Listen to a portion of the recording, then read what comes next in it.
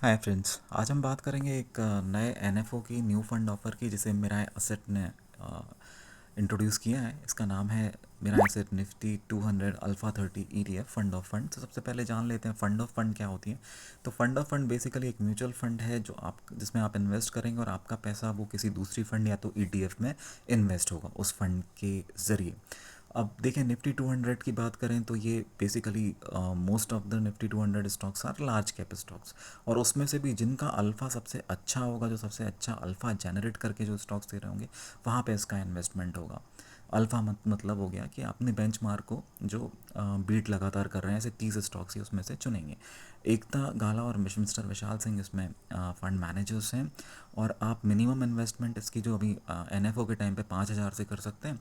After NFO आप 500 से कर सकते हैं। इट इज़ रिकमेंडेड कि मिनिमम जो इन्वेस्टमेंट हॉराइजन है वो 5+ ईयर्स का होना चाहिए, और ये ईटीएफ में इसका निवेश होगा। तो आइए देखते हैं कि अल्फ़ा ईटीएफ जो है मिराय एसेट निफ्टी 200 अल्फ़ा 30 ईटीएफ, तो ये क्या है। तो देखें, एक साल में इसका रिटर्न बहुत ही रिमार्केबल है, 69.47, काफ़ी अच्छा रिटर्न है। और इसमें अभी देखें तो इसकी वॉल्यूम भी काफ़ी अच्छी है, और 54 करोड़ का ही है में, अभी ज़्यादा टाइम नहीं हुआ लॉन्च हुआ है। और अगर इसकी होल्डिंग्स की बात करें तो आप देख सकते हैं कि Power Finance Corporation, BHEL, Trent Dixon Technologies, Lupin, Aurobindo Pharma, HPCL, DLF, Bajaj Auto, GMR Infra, TVS Motors, राइडूस, IOCL, Torrent Pharma, Tata Motors, NMDC, Adani Ports, Coal India, Shriram Finance, NTPC जैसे स्टॉक्स में इसका इन्वेस्टमेंट है। बेसिकली 30 स्टॉक्स ऐसे होंगे जो ज़्यादा अच्छा अल्फ़ा जनरेट करके दे रहे हैं, अपने बेंचमार्क को लगातार बीट कर रहे हैं, उसमें इन्वेस्ट कर सकते हैं।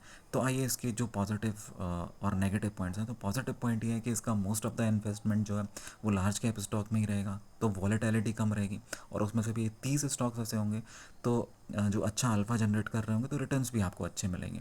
लेकिन जो नेगेटिव एस्पेक्ट है वो ये है कि अगर आपके पास डीमैट अकाउंट है तो आप डायरेक्टली ईटीएफ में ही इन्वेस्ट कर लीजिए। जब भी ईटीएफ गिरे, उसमें कोई करेक्शन हो, तो उसमें एक लमसम अमाउंट डाल दीजिए। अगर आप म्यूचुअल फंड में इन्वेस्ट करेंगे और वो ईटीएफ में इन्वेस्ट करेंगे तो यहाँ पे आपको एक एक्स्ट्रा एक्सपेंस रेशियो भी लगेगा। तो मेरा मानना ये है कि आप ईटीएफ में ही, इसी सेम ईटीएफ में इन्वेस्ट करिए, और वो भी इंक्रीमेंटल बेसिस पे करिए। जब भी करेक्शन हो तब आप उसमें इन्वेस्ट करिए, वो ज़्यादा बेटर है।